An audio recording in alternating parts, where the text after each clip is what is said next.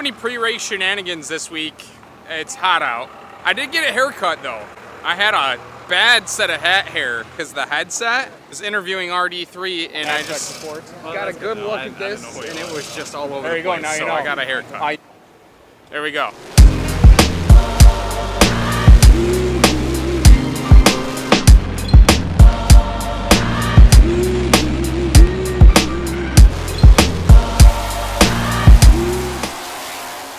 But racy little place, looks great. Yeah, so you got your first taste of the Demon in Hot Laps. How did it go? I don't know. I didn't hit anything, so I was happy. We'll just do the best we can do tonight and see what happens. So you used to race big block modifieds at Syracuse primarily. A little different here with a short track. Yeah, I never ran too much modified racing in the past, mainly sprint cars, but a lot at the mile, which was great fun. But looking forward to some races this year and have some fun. Here, how's your sprint car season going so far? Okay, we haven't raced that many. Got in a crash about 6 weeks ago and haven't been back in since. So this is actually my first night back in the car since then. So had to recover just a little bit, but feeling good, ready to go. The fans like some of the silly questions here on the vlog, so we'll ask you a couple things. Where does the name Buckeye Bullet originate from? Do you remember? I'm really not sure. Way back when I was young, I raced with the All-Star Circuit of Champions. It was called out of Ohio. And the guy that ran it, Bert Emick, gave that to me somehow, and it kind of stuck. But that's a long time ago. What's your favorite food on the road? Wow, I'm anything and everything. I don't eat very well. Don't eat very well. It's hard to on the road, though. You're always on the move. You got to grab something fast, not necessarily healthy sometimes. Yeah, but I wish I tried, but I don't. I just eat anything. If I could give you a plane ticket anywhere in the world, where would you go? Wow, I don't know. I'd like to say a racetrack, but I'm not sure that's true. I don't know. I'm not much of a vacation guy. I do love racing, and anytime showing up at a track's pretty cool. What's your favorite racetrack if you had to pick one? I don't know. I've been lucky enough to run a lot, between Indianapolis and Daytona and Bristol and almost every dirt track around the country. And it'd be hard to pick one. I feel lucky to have that bit of a broad experience. Do you have a favorite racing moment? Not yet. Maybe tonight? Yeah, waiting on it. All right, well, good luck tonight. Happy to have you. Thank you. Good to be here. The Buckeye Bullet. Dave Blaney here tonight for the first time.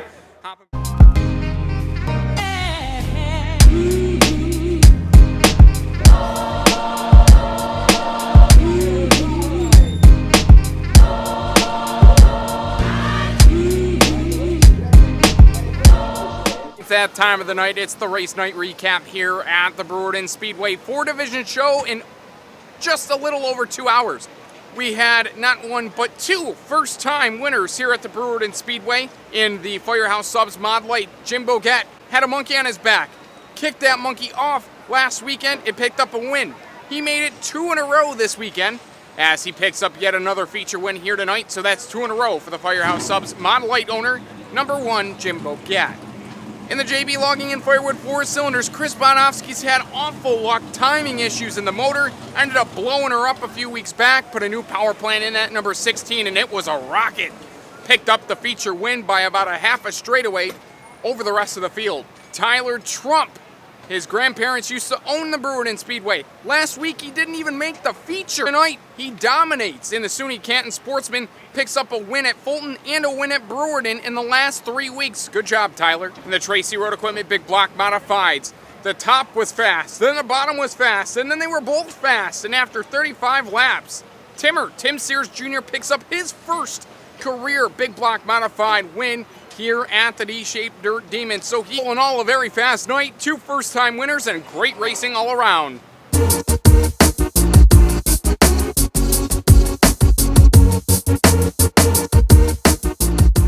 We're doing something a little different here. I got a lot of footage. Some people don't like watching all the footage, so I thought I'd do some crazy fast recap thing. We had the one-on-one spectator races. Chris Rombo, who comes to all of the one-on-one spectator races, and that gray Subaru picked up the win. We're getting 20-plus novice sportsman cars a night, which only means good things for the class and for the sport in general. So we had to split the features again into 2. So Richie Riggs, at 39, he's picked up 2 feature wins in the EMV Energy Novice Sportsman, second SUNY Canton Sportsman feature event. Willie Decker in the second EMV Energy Novice Sportsman feature event, picking up the win in Victory Lane. Very happy. That's a driver who I wouldn't be shocked if he moves up to the full-fledged Sportsman here in the next couple weeks. Really seems to have that number 1 underneath him. Looks very comfortable in the car, able to bring it from the back to the front. Definitely takes after his father, another good race car driver, and Willie Decker, who drives the 57 big block on a weekly basis at the Fulton Speedway. In the 4 cylinders, we had 2 Canadian drivers in 4 cylinders show up in a stacker hauler, something in all my years of racing I have never seen. The number 66 of Corbin Miller picks up the feature win in the 4 cylinders. In the SUNY Canton Sportsman, they had a pretty solid feature event on Friday. Saturday was a rough one for the drivers of the SUNY Canton Sportsman. 00W of Wade Crispin, who had troubles with the race car, especially on the starts, actually came off a 4 and under little to no power, and a bunch of cars started stacking up behind him and taking evasive action. Ron Davis III actually had nowhere to go, actually had to spin and hit the wall. So Davis had a tough night, finishing a couple laps down. And Todd Root was stalking the back bumper of the 27Z of Dylan Zacharias, got right to the back bumper on corner entry into 1 with a handful of laps remaining, swung that 15 up to the high side, really caught a good run off of turn 2 down the backstretch, and he was able to hold on and beat Dylan Zacharias on the last handful of laps to pick up the feature win. And Brandon Ford picks up the feature win in the Billy Whitaker's Cars and Trucks late models. That 2016 Masterbuilt chassis has been on a rail. It's only a matter of time before the Silent Assassin struck and picked up the feature win. Yeah, I know he's going to laugh when he sees that, the Silent Assassin. But Brandon Ford, just that, silently moved his way through the field from 4th on up and able to put that 18 Aesthetic Plastic Surgery of Syracuse Masterbuilt chassis in Victory Lane for the first time. His parents were there. His mom was there. Stepmom, father was there. And it's awesome, you know, when your family's there, you definitely want to step up and perform, and that's exactly what he did. And the Silent Assassin strikes for the feature event. Congratulations, Brandon. And then it comes to the Tracy Road Equipment Big Block Modifieds. And oh man, I was thinking to myself, what's the best feature in all the years that I've been announcing and attending races here at Brewerton and Fulton? What would be the best feature event I've ever seen there? And by far and away, tonight's feature event was the best. The 99L of Lightning Larry White ends up picking up the win by about that much over the 6H of Max McLaughlin. And let me tell you something, the last 5 laps of this feature are mind-blowing. Like, pff. 1 lap to go. Larry goes up to the high side. Max in the middle. Larry gets by off of turn 2. So now Larry's in the lead with a half a lap to go. What does Max do in this situation? He drives it in deeper than he does all night. Drives it in deep. Slide job Larry into turn number 4. Thinks he's going to come home with his first feature event in a big block modified ever at the high banks of the Fulton Speedway, a racetrack he's fell in love with. But not so fast. Larry White sees the slider, goes right underneath him, tries a crossover, wouldn't you know, beats him to the line by that much. That much. Max can't be disappointed with a second place finish. Larry White with a feature event. Mind blown. I'm going crazy. Bill's going crazy. The fans are going crazy at the Fulton Speedway. I don't like to call it that much, but tonight's show, especially in the big block modifieds, an instant classic. That was an amazing feature event. Larry and Max, and the whole field for that matter, throw Chuck Bauer and everyone else into the mix, put a heck of a show on for the fans. If you want to see the highlights from Friday and Saturday night, I always link them in the description below. Do yourself a favor. Check out Thomas' video, Matt Thomas, and the recap of Friday and Saturday night's action. this one is one you do not want to miss. This was an amazing race. Check it out. Again, I do this every week. Link it in the description below.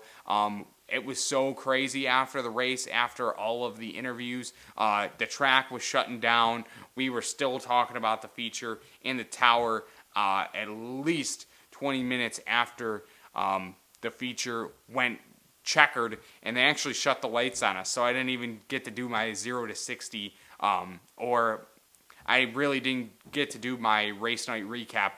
So that's why I'm kind of doing it in my kitchen right now. But we were so pumped up. We were still talking about the race, and then all the lights went out, and I'm like, I'll just do it later. But yeah, what an amazing race. Do yourself a favor. After this video is over, you can click the link down below. Check out Matt Thomas and everybody at Thomas Video did do a great job. The race night recap of the racing action is in the description. Check it out. So Friday night, be there, the Brewerton Speedway.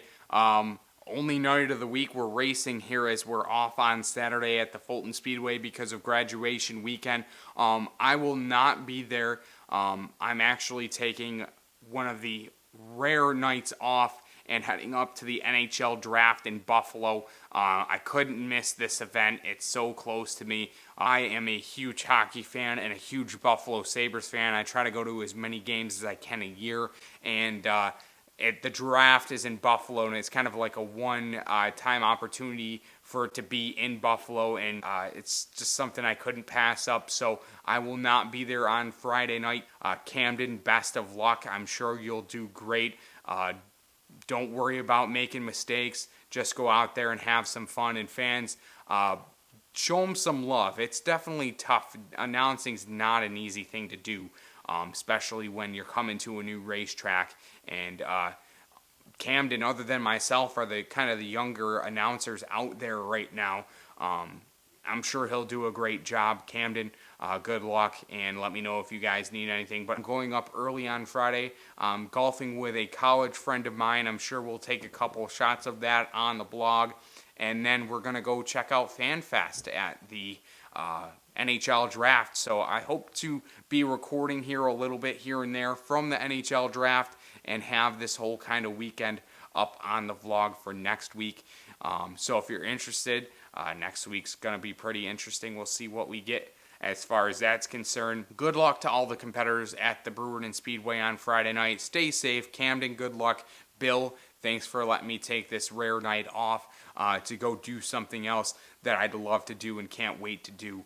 And as always, thank each and every one of you for watching this vlog. I greatly appreciate it. Last week I had 2 videos up. I'm not sure if many people were aware of that. Check the description below. There'll be links to that. And as always, stay tuned for more, and I appreciate you watching. Have a good night. See you later.